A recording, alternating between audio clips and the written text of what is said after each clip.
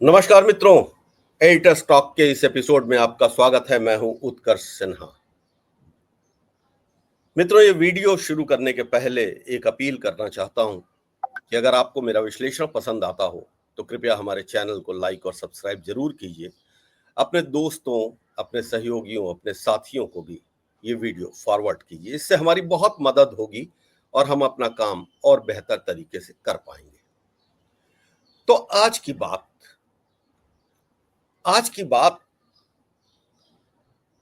का आधार भारत और पाकिस्तान के बीच में हालिया जो तनाव हुआ, सीमा पर जिस तरह से गोलीबारी हुई, जिस तरह से भारतीय सेनाओं ने प्रतिकार किया और उसके बाद अचानक से एक सीज फायर, और ये सीज फायर अमेरिका के राष्ट्रपति डोनाल्ड ट्रंप ने घोषित किया। लगभग 15-20 दिन चले इस तनाव, पहलगाम में जब निर्दोषों की हत्या की थी पाकिस्तान से आए आतंकवादियों ने, उसके बाद से जो तनाव बढ़ा था और उसके बाद जिस तरह से भारत ने एक बेहतरीन एयर स्ट्राइक के जरिए पाकिस्तान के आतंकी ठिकानों को तबाह किया, उसके बाद जब हालात युद्ध जैसे होने लगे तो दुनिया के दूसरे देशों का रुख क्या था। और यहां पर एक फिक्र, एक चिंता जरूर पैदा हो रही है कि हमारी विदेश नीति आखिर किस दिशा में जा रही है। एक वक्त था जब दूसरे विश्व युद्ध के बाद पूरी दुनिया दो खेमों में बटी हुई थी। एक तरफ नाटो था अमेरिका के नेतृत्व में, जिसमें ज्यादातर यूरोपियन देश थे, और दूसरी तरफ वारसा संधि वाले देश जो रूस के नेतृत्व में थे, और उसमें भी आधा यूरोप था। उस बीच में भारत आजाद हुआ, ब्रिटिश कॉलोनी का खत्म होने का वो दौर था, और दुनिया के बहुत सारे देश आजाद हुए। उन्हें तीसरी दुनिया का कहा गया। इन तीसरी दुनिया के नए आजाद हुए देशों के ऊपर भी एक दबाव था। रूस चाहता था कि वो वारसा संधि को स्वीकार कर लें, अमेरिका चाहता था वो नाटो के साथ आ जाएं। लेकिन उस वक्त दुनिया के तीन बड़े नेताओं, युगोस्लाविया तब एक मुल्क हुआ करता था, उसके नेता मार्शल टीटो, इजिप्ट यानी मिस्र, वहां के मुखिया कर्नल नासिर, और भारत के प्रधानमंत्री जवाहरलाल नेहरू, तीनों ने एक विदेश नीति की नई बुनियाद रखी थी, जिसे कहा गया गुट निरपेक्ष आंदोलन। इन देशों ने यह कहा कि हम किसी गुट में शामिल नहीं होंगे। तब ये देश कमजोर थे, तब ये देश नए नए आजाद हुए थे। रूस और अमेरिका को ऐसा लगता था कि ये तो दबाव में जल्दी आ जाएंगे, मगर दुनिया में गुट निरपेक्षता भी एक सिद्धांत बना, और उस सिद्धांत का आधार यह था कि हम किसी के साथ नहीं हैं, लेकिन किसी भी विषम परिस्थिति में हम ये तय करेंगे कि सही कौन है और गलत कौन, और हम सही के पक्ष में खड़े हो जाएंगे। लंबे समय तक ये कूटनीति काम आती रही। 100 से ज्यादा देशों ने गुटनिरपेक्षता के इस सिद्धांत को स्वीकार किया, और नैम यानी नॉन अलाइन मूवमेंट दुनिया में एक अलग ताकत बना। मगर उसके बाद जब रूस का पतन हुआ, जब वारसा संधि के भीतर रहे देशों का विघटन हुआ, जब जर्मनी का एकीकरण हो गया, तो दुनिया एक ध्रुवी हो गई। लंबे समय तक वो एक ध्रुव अमेरिका के नियंत्रण में रहा, और ग्लोबलाइजेशन, लिबरलाइजेशन और प्राइवेटाइजेशन की पॉलिसी उसी वक्त पूरी दुनिया में लागू हुई। वर्ल्ड बैंक का प्रभाव, डब्ल्यूटीओ का प्रभाव, और पूरी दुनिया एक व्यापारिक खेमे में बदल गई। एक दूसरे के साथ सौदेबाजियां होने लगी। पूरा पूरा विश्व, पूरा ग्लोब एक बाजार में बदल गया, और वहां से विदेश नीति के भीतर बहुत परिवर्तन आने शुरू हो गए। मगर व्यापार के इस खेल में राष्ट्रीय हितों का क्या? गुट निरपेक्ष आंदोलन सन 2000 की शुरुआत में स्वाभाविक रूप से समाप्त होता गया। जब अटल बिहारी वाजपेयी की सरकार आई, लंबे समय बाद गैर कांग्रेसी या यूं कहिए कि कांग्रेस से दूर विरोधी भारतीय जनता पार्टी की सरकार जब आई, तो उसने दुनिया के देशों के साथ अपने रिश्तों को फिर से परिभाषित करना शुरू कर दिया, जिसमें सबसे बड़ा परिवर्तन था इजराइल को लेकर भारत की सोच। इजराइल और फिलिस्तीन के झगड़े के भीतर भारत हमेशा फिलिस्तीन के साथ खड़ा रहा, नैतिक रूप से भी और अंतर्राष्ट्रीय मंचों पर भी। लेकिन वाजपेयी सरकार ने पहली बार इजराइल को तवज्जो दी और इजराइल का दूतावास भारत में सक्रिय हो गया। यह पहला बड़ा चेंज था, पहला बड़ा परिवर्तन था भारत की विदेश नीति में। और चूंकि रूस खुद एक संघर्ष के दौर में, एक टूटन, एक बिखराव के दौर में था, तो रूस से हम ज्यादा उम्मीद कर भी नहीं सकते थे। भारत का झुकाव अमेरिका की तरफ होना शुरू हो गया, चाहे बाजार का मामला हो, निर्यात का मामला हो, नौकरियों का मामला हो। भारतीय युवाओं का एक सपना बन गया, चलो अमेरिका। और अमेरिका ने भी इस अवसर का फायदा उठाया। उसने अपनी इंडस्ट्रीज में भारतीयों को भर्ती तो किया, लेकिन अपने हितों को हमेशा सुरक्षित रखा। इस बीच में दक्षिण एशिया में राजीव गांधी ने जो सार्क नाम का एक संगठन शुरू किया था, जो सांस्कृतिक और व्यापारिक आधार पर था, दक्षिण एशिया के देशों का एक तालमेल बन रहा था आपस में। और यह संगठन इतना मजबूत हो गया कि एक वक्त तो आ गया कि जब अफगानिस्तान ने भी कहा कि हमें सार्क में शामिल कर लीजिए, मगर सार्क भी कहीं किनारे लग गया। वैश्वीकरण की आंधी ने बहुत कुछ बदल दिया था। लेकिन आज इस बात की चर्चा करने की जरूरत क्यों पड़ी? आज इस बात की चर्चा इसलिए करनी जरूरी हो गई है कि जब भारत और पाकिस्तान के बीच तनाव अपने चरम पर पहुंच गया था, तो हमें दुनिया से वैसा समर्थन नहीं मिला जैसे कि हमें उम्मीद थी। ये कड़वी सच्चाई है और इस कड़वी सच्चाई को मानना चाहिए, क्योंकि जब तक आप सच को नहीं देखेंगे तब तक आप अपनी गलतियों को सुधार नहीं सकते। खास तौर पे अब बात इसलिए करनी जरूरी है इस पिछले 10 साल की, क्योंकि नरेंद्र मोदी एक लार्जर देन लाइफ इमेज वाले एक ऐसे राजनेता जिन्होंने 76 देशों की 100 से ज्यादा यात्राएं की। एक परसेप्शन ऐसा बना कि वो दुनिया के सारे बड़े नेताओं के साथ व्यक्तिगत हो जाते हैं, व्यक्तिगत संबंध होते हैं। उनकी तस्वीरें याद होंगी, शी जिनपिंग के साथ वो झूला झूल रहे थे, डोनाल्ड ट्रंप को वो गले मिल जा रहे थे, इटली की प्रधानमंत्री मेलानी के साथ तो उनके मीम्स वायरल हो रहे थे, सऊदी अरब के किंग शाह फैसल, ऐसा बताया गया कि वो नरेंद्र मोदी को अपना बड़ा भाई कहते हैं। और फिर ये लगा कि आखिर दुनिया के सामने एक ऐसा मजबूत नेता है जिसकी बात सब सुनते हैं। और इस इमेज का असर ये था कि जब रूस और यूक्रेन का युद्ध हुआ तो खबरें ऐसी आने लगी कि दोनों देश कह रहे हैं कि मोदी जी आप मध्यस्थता कीजिए।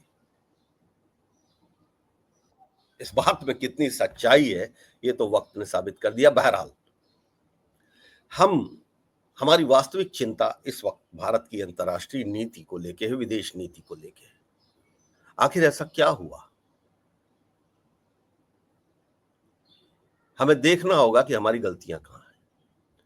ग्लोब को अगर देखना शुरू करें तो सबसे पहले हम दक्षिण एशिया को देखते हैं। हमारे पड़ोसी बांग्लादेश, श्रीलंका, नेपाल, भूटान, मालदीव्स, ये वो देश हैं जो सार्क के सदस्य रहे। बांग्लादेश में शेख हसीना जब तक थी, भारत सरकार के साथ या कहिए नरेंद्र मोदी के साथ उनके रिश्ते बहुत अच्छे थे। हमने बांग्लादेश से बहुत समझौते भी किए। लेकिन अचानक एक दिन जब शेख हसीना का तख्ता पलट हुआ, हमें पता ही नहीं चला। लंबे समय तक हम बांग्लादेश को लेकर अपनी नीति नहीं स्पष्ट कर पा रहे थे। और शायद अभी भी, जब सबके सामने है कि बांग्लादेश पाकिस्तान परस्त ताकतों के हाथ में खेलने लगा है, हम अभी भी बांग्लादेश को लेके कोई डिप्लोमेटिक लाइन नहीं तय कर पाए हैं। नेपाल के भीतर राजतंत्र के विघटन के दौर में हम ये नहीं तय कर पाए कि हम लोकतांत्रिक मूवमेंट के साथ जाएं, और नतीजा ये हुआ कि चीन परस्त पॉलिटिकल पार्टियों ने नेपाल के ऊपर अपना नियंत्रण कर लिया। सरकारें बदल रही हैं, नेपाल में लगातार बदल रही हैं, कोई सरकार बहुत स्टेबल नहीं रहती है, मगर प्रधानमंत्रियों की सूची अगर आप देखें तो वो सब प्रो चाइना मिलेंगे। श्रीलंका एक वक्त चीन के शिकंजे में इस कदर आ गया था कि हमारे लिए बहुत बड़ी चिंता थी, क्योंकि श्रीलंका और भारत के बीच में समुद्र का जो हिस्सा है उसे पाक जलडमरू मध्य कहा जाता है, और जहां से जहाजों का आवागमन होता है। मालदीव्स ने तो भारत के खिलाफ मोर्चा ही खोल दिया था, भारत के हेलीकॉप्टर को वापस कर दिया, भारत के सैन्य जहाज को वापस कर दिया।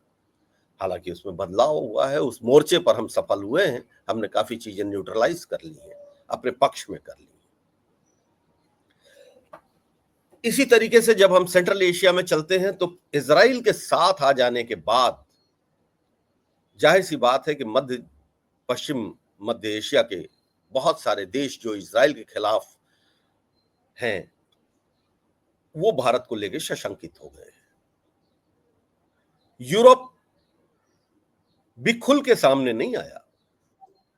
हमने जिस फ्रांस से राफेल का सौदा किया, जिस फ्रांस से हमने अपने व्यापार को बढ़ाने की बात की, वो भी बहुत खुल के सामने नहीं आया। दूसरे यूरोपियन देशों की तो बात छोड़ ही दीजिए, और अमेरिका, जिसके राष्ट्रपति डोनाल्ड ट्रंप को जिताने के लिए हमारे यहां यज्ञ और हवन हो रहे थे, उस ट्रंप ने भारत के विदेश नीति को शर्मसार करने में कोई कसर नहीं छोड़ी। जाहिर सी बात है उसके अपने इंटरेस्ट हैं। इस बीच में क्वाड, G20, बहुत सारे फ्रंट पे जब हम आते थे तो इतने बड़े प्रचार होते थे, मगर हकीकत क्या है? क्या सिर्फ व्यापारिक सौदों के लिए, क्या सिर्फ कुछ कंपनियों के व्यापारिक फायदों के लिए ये दौरे हो रहे थे? क्या ये सारी संधियां इसलिए हो रही थी कि भारत के कुछ व्यापारिक घरानों को फायदा हो सके? क्योंकि अगर इतने अच्छे संबंधों की बात की जाए तो होना तो ये चाहिए था कि इस तनाव के समय में दुनिया के ज्यादातर देश भारत के पक्ष में खड़े हो जाते और पाकिस्तान को अलग थलग कर दिया जाता। मगर अमेरिका के राष्ट्रपति ने भी जब ट्वीट किया और सीज फायर की घोषणा की तो पाकिस्तान की आलोचना नहीं की। उसने पाकिस्तान की सरकार को भी समझदार बताया और उसने कहा कि अब हम इन दोनों देशों के साथ अपने व्यापार बढ़ाएंगे। चीन, जिसने पाकिस्तान के भीतर इतना बड़ा इंफ्रास्ट्रक्चर बना लिया है, हम उससे उम्मीद भी कैसे कर सकते हैं कि वो भारत के पक्ष में खड़ा हो जाएगा? लद्दाख में जिस तरह से वो घुसा और उसके दबाव में हमने कैलाश टेरिटरी को छोड़ दिया, ये भी विदेश नीति के मामले में हमारी कमजोरी थी। और यहां ये याद दिलाना बहुत जरूरी है कि जब भारत के विदेश मंत्री एस जयशंकर से ये पूछा गया कि चीन के साथ आप क्या करेंगे, तो उन्होंने कहा था कि अपने से ज्यादा मजबूत के साथ लड़ाई करना समझदारी नहीं होती। इसका मतलब क्या है?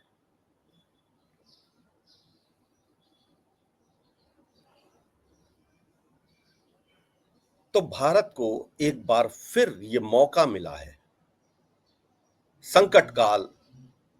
गोस्वामी तुलसीदास जी ने भी कहा है कि संकट काल में, आपदा काल में अपने मित्रों की पहचान करना बहुत जरूरी है।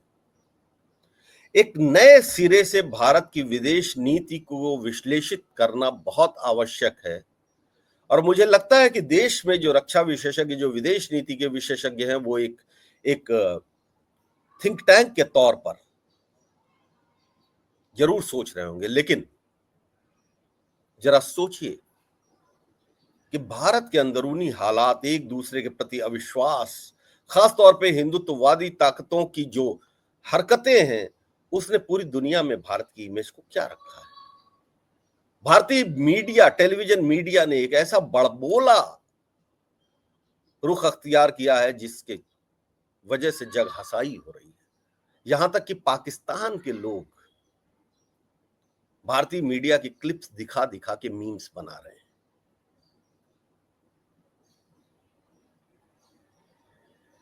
सिर्फ बातों से कूटनीति नहीं होती, एक परसेप्शन बनता है।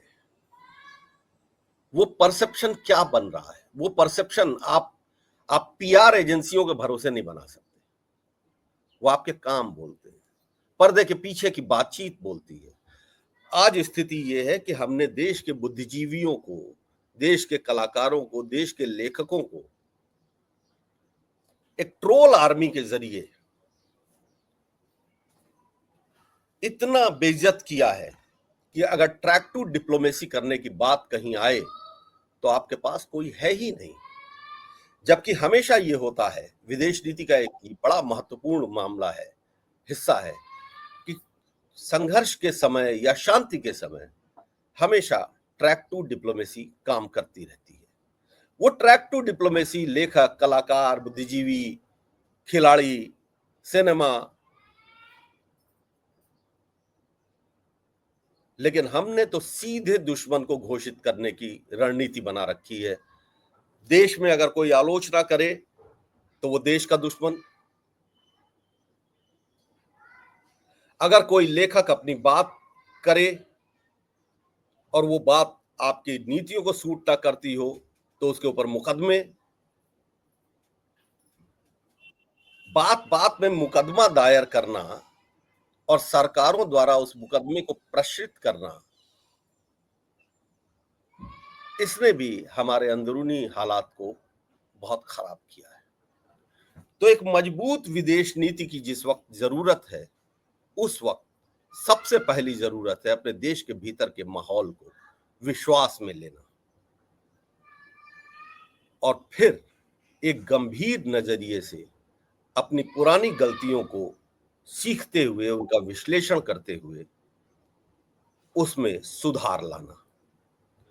उम्मीद है कि भारत सरकार इस संकट काल से गुजरने के बाद निश्चित तौर पर इस पर गौर करेगी और आने वाले दिनों में हम एक बार फिर अपना भारत वैश्विक पटल पर उतना ही ताकतवर पाएंगे। आज के लिए बस इतना ही। धन्यवाद, नमस्कार।